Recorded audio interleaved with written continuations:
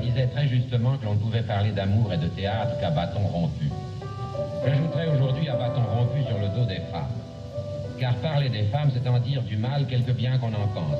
Et cela pour cette raison que quand on dit du bien de quelqu'un ou de quelque chose, on est tout de suite fini. Donc dire du mal des femmes, c'est vouloir en parler longuement, pour bien marquer l'importance qu'elles ont et la place qu'elles tiennent dans votre existence.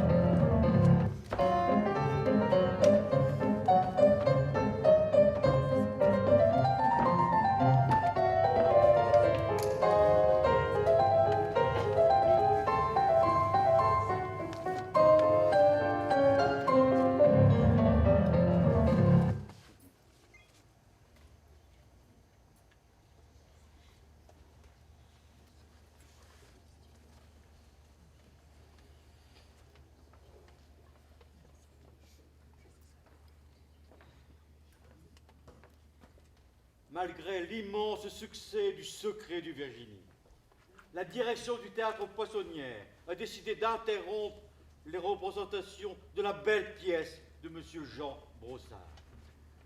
C'est une comédie en 4 actes de M. Edmond Guenry qui lui succédera sur l'affiche.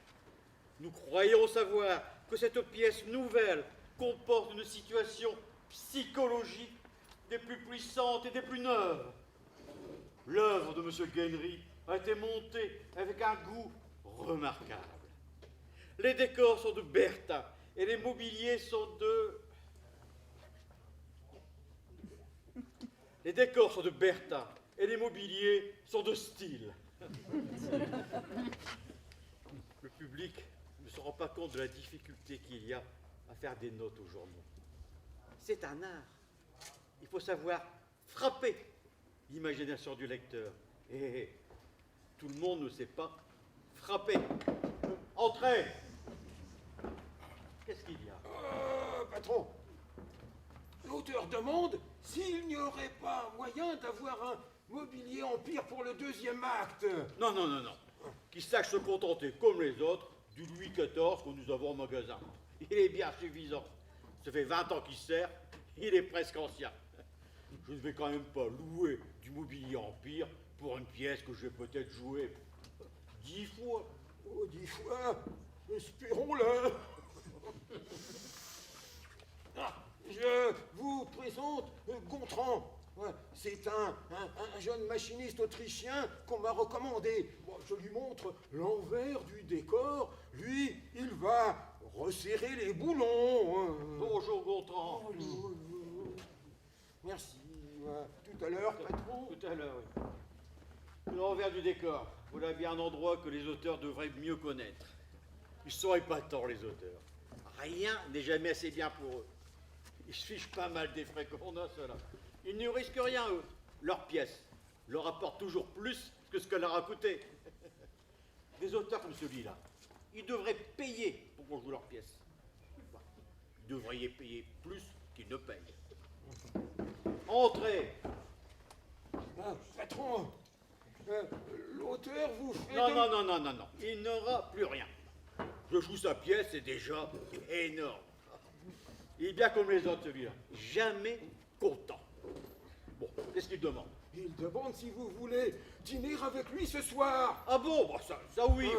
Il demande Oh, aussi... ça m'étonnait. Il demande que vous l'attendiez pour partir avec lui. Ah bon, oui, parfait.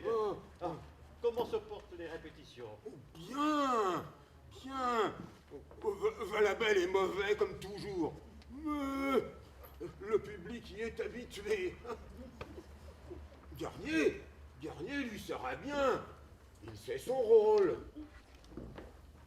La petite petite fillot est mignonne, mais ça ne connaît pas le métier. Quant à Talmont, je vous la laisse, patron, celle-là. Qu'est-ce que vous voulez que j'en fasse? Au premier et au deuxième, elle est gentille, mais elle est bougrement faible au troisième. Enfin, j'espère que ça ira tout de même. Sûrement. L'important, c'est les notes. Il faut qu'une pièce soit bien annoncée. À tout à l'heure, mon ami. Tout à l'heure, patron. Entrez.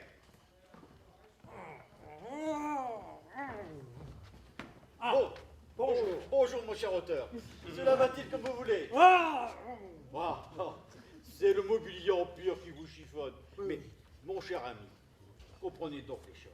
Je ne peux pas louer du mobilier empire pour une pièce que je vais peut-être jouer 200 ou 300 fois. Bon, ça aurait été pour 10 fois, oui. C'est qu'il loue ça très cher, vous savez. Oh, mais c'est pas du tout le mobilier empire qui me chiffonne, non, non. Qu'est-ce qu'il y a que... Eh bien, il y a que Madame Fanny Talmont est en train de foutre ma pièce par terre. Voilà ce qu'il y a, cher ami. Et je vous jure qu'il n'en faut pas plus pour chiffonner un auteur. Et Valabelle, comment est-il? Oh, Valabelle, admirable. Parfait. Ah non, non, il y a Talmont. Mais ça, elle est réellement impossible. Elle est factuelle. Pardon, elle est effrayante. Effrayante. Garnier, il est bien. Ah, Garnier, merveilleux de simplicité. Tout ce qu'il fait est sobre, posé. Et puis alors, faut dire que le rôle est tellement beau qu'il le porte. Parfait, mon vieux. Je suis ravi de vous voir content. Ah non, non, je vous le répète, je serais content, mais il y a Talmont, et ça, elle est réellement impossible. Et j'y ai mis toute la patience qu'un auteur peut avoir. Et elle, de son côté, elle fait ce qu'elle peut. Seulement voilà, ce qu'elle peut, c'est peu. Notez bien que personne n'est infaillible. Et puis, ce ne sera pas la première fois qu'un auteur reprend un rôle. Hein. Ah oui, alors, dans les jolis passages d'ironie du premier acte, ça, elle est parfaite. Au second, elle est gentille. Mais alors, à la fin, c'est le désastre. Et j'estime que dans l'intérêt même du directeur, un auteur a le devoir de tout faire pour assurer le succès de son œuvre. Et en l'occurrence, tout faire, c'est reprendre purement et simplement le rôle à Talmont. Elle a un dédit, n'est-ce pas? Ah, qui ça? Talmont, elle a un dédit. Ah bah oui, je pense bien. Eh bien alors, ça simplifie tout. N'oubliez pas, mon vieux, que c'est vous qui m'avez fait engager. Hein. Ah, mais attendez, vous inquiétez pas, nous nous arrangerons tous les deux. J'ai pas du tout l'intention de vous laisser supporter à vous seul la conséquence d'une erreur que j'ai commise. D'ailleurs, pour la remplacer, c'est simple, j'ai pensé à la petite fillot. La petite fillot qui nous voit répéter depuis un mois. Et qui aimerait jouer la pièce. Et qui serait remarquable, la petite fillot. Hein, vous la trouvez comment, la petite fillot? Quoi donc? La petite fillot, là, vous la trouvez comment? Ah oui, la petite fillot. Ouais, elle a un corps charmant. Alors sinon, oui, il y a aussi la mère Calvin. La mère Calvin qui est libre en ce moment.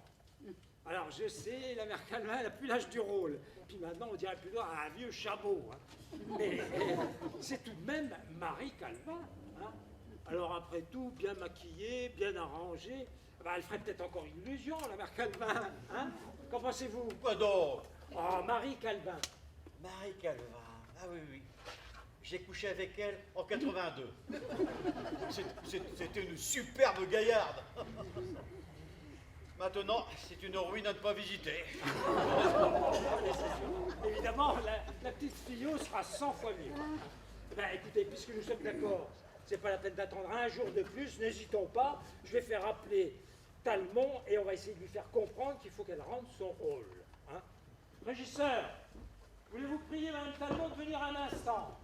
Mais, monsieur, c'est qu'on va commencer à répéter le troisième acte. Alors justement, qu'elle vienne tout de suite. Viens, monsieur. Plus j'y pense et plus je suis sûr que la petite fillot sera parfaite. Moi, vraiment, je suis ravi de ce changement. Et vous? Quoi donc? Oh. En tout cas, moi, je suis enchanté. Tant mieux, mon vieux. J'aime que mes auteurs soient contents. Vous m'avez fait demander. Oui, ma chère, enfin, asseyez-vous. Asseyez-vous.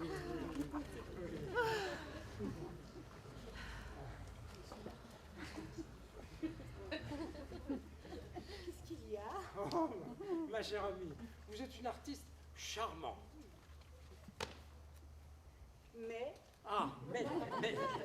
Mais ben, mon ami Barakan et moi avons pensé qu'il fallait vous donner une grande preuve d'amitié pour vous éviter de courir un danger inutile au cours d'une carrière aussi brillante que la vôtre.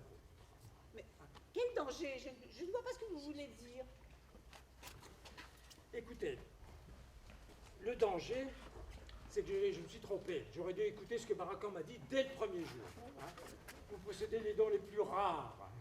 Vous êtes gai, vive, souriante et distinguée. Et alors, vous êtes tout à fait exquise dans la première partie du rôle. Oh, mais le troisième acte n'est pas au point du tout. Je m'en suis rendu compte. Et j'avais d'ailleurs l'intention... Attends, laissez-moi parler. Vous réalisez ma pensée pendant tout le premier acte. Vous avez notamment une façon extraordinaire de dire mon petit, pour épouser Georgette, il faudra avoir plus de poils au menton. Oh, mon petit, pour épouser Georgette, il faudra avoir plus de poils au menton. Vous êtes exquise, vous êtes exquise.